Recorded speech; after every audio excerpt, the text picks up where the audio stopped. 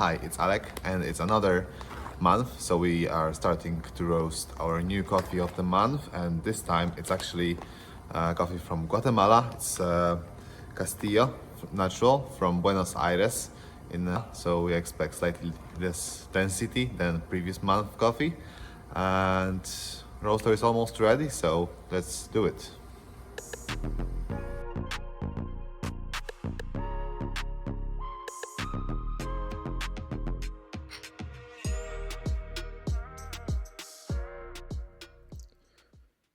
So we start off again with 260 degrees on IBTS temperature sensor, and when the roaster is ready, we charge the beans, 600 grams, batch size. And our starting settings are P5, F5 and D9. So we start a little bit slower because of a natural process of the coffee. And what we mean by natural process is obviously drying the seeds inside the fruits. So the whole fruits are picked and then they are dried on the patios to remove the moisture, so it will be safe for transportation and further processing.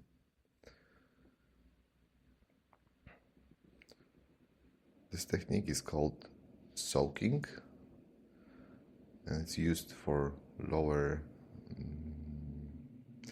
density beans that can get damaged, scorched or tipped during the first stage of roasting. And what we mean by that is just using less energy at the start and then adding it after a minute or a minute and a half. In our case it will be a minute and a half, and we'll start adding the P value, so power, and we start, our first change is P7 at 1 minute and 30 seconds.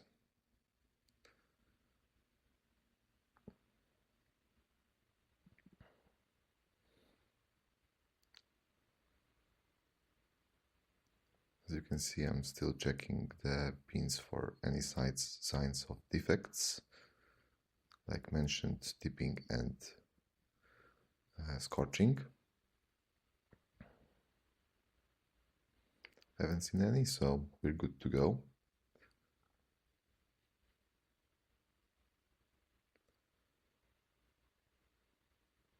And we are reaching now the peak of our rate of rise, which is around 17 on bean temperature, obviously.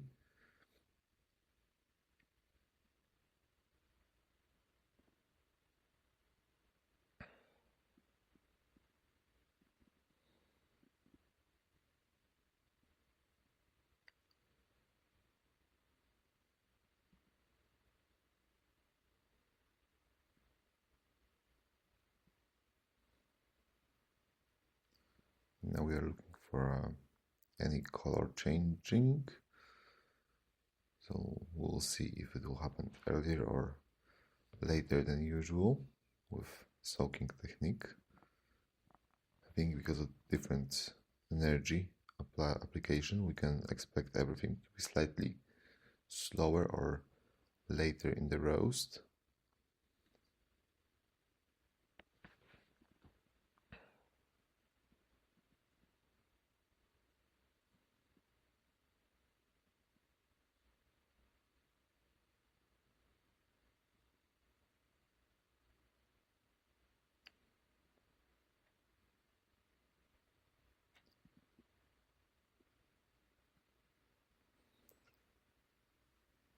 And as you can see, our rate of rise, which is the gray curve on axis, on our axis,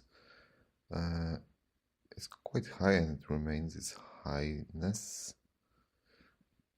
So we will start decreasing the energy right about now,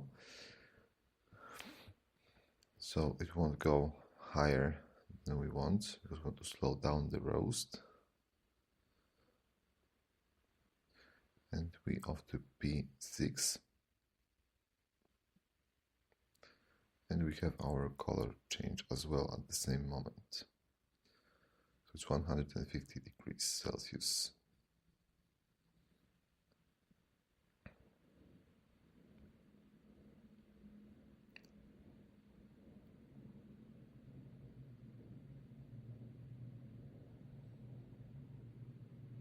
Now we'll quite quickly decrease the P value, go lower and lower, because the coffee responds very well to the energy.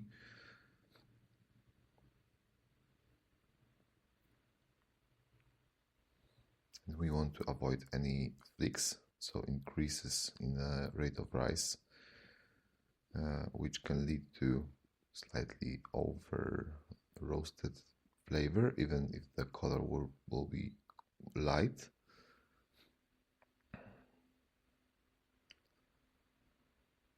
You can see it on the first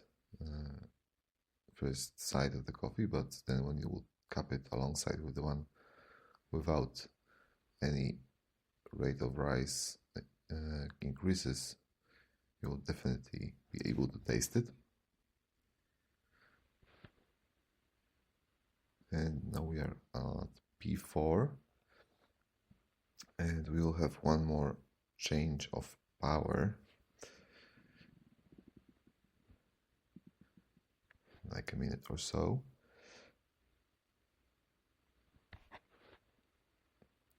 Our coffee is getting darker and darker. It's like a cinnamon now.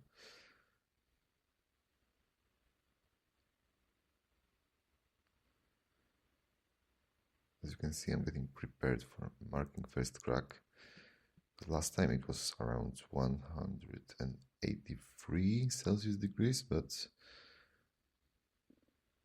as I said, I expect everything to be slightly later at this roast.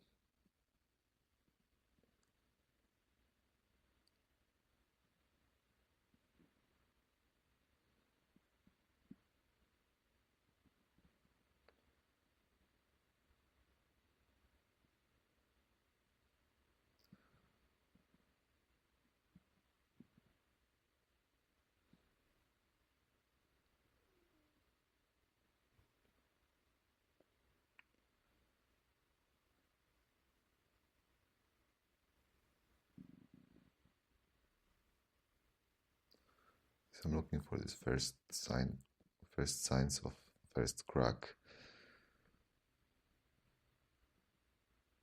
I'm slightly confused at the moment, but it will happen very soon.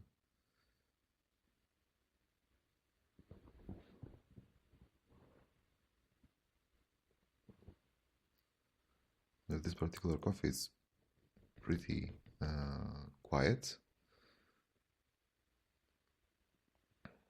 and I guess there it is.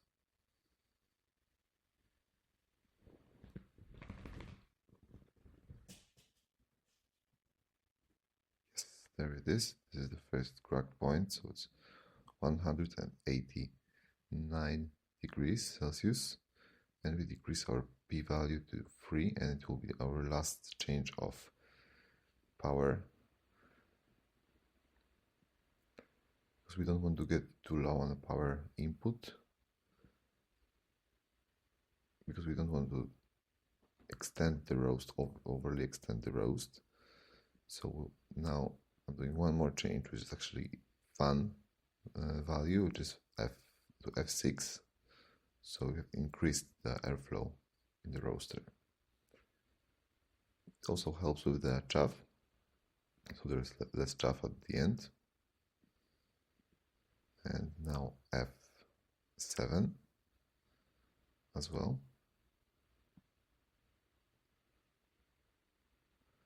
And we are about to finish the roast, which will be 1 minute and 10 seconds.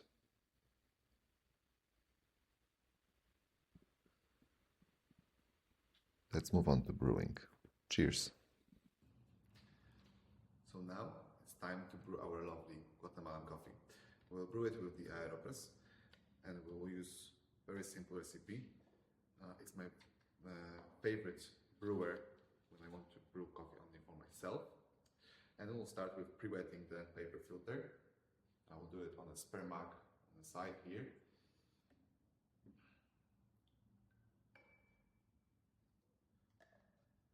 Putting it on the plunger. And we are going to use 14 grams of coffee today. I have it ground here. It's like a medium coarse ground. And for 14 grams of coffee, we'll pour 200 grams of water. Just level the coffee out. And you can start the timer and pour all the water in one go. Just make sure you let all the grounds straight away.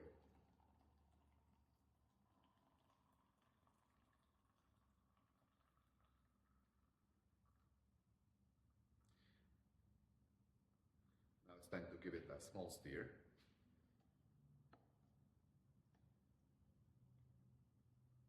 Four times in each direction. And we are putting the plunger on so it will prevent it from further dripping. Now we are waiting until our timer will hit 1 minute, which is 20 seconds. And then we will take the plunger off, stir one more time, and press it very, very gently and very slowly. So we are having 1 minute now.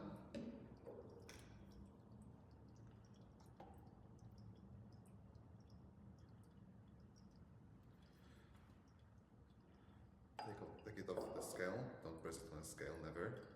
And as I said, only with the pressure of our arms. I'm not putting any additional force. I'm just putting my arms on it and just rest them.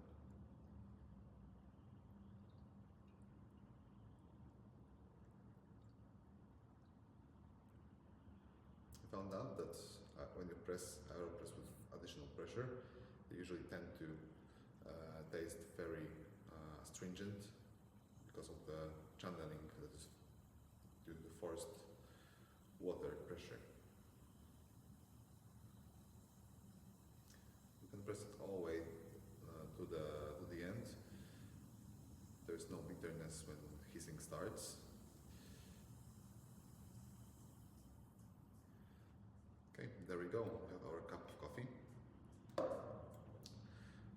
The water, temperature of the water I've used was like 92 degrees. So if you don't have a temperature controlled kettle, just take it off the heat when it boils and just leave it for 30 seconds to 1 minute, and it should be all good. Okay, now it's time to taste. First the aroma. So straight away we can get like a lot of nuts and caramelly sweetness.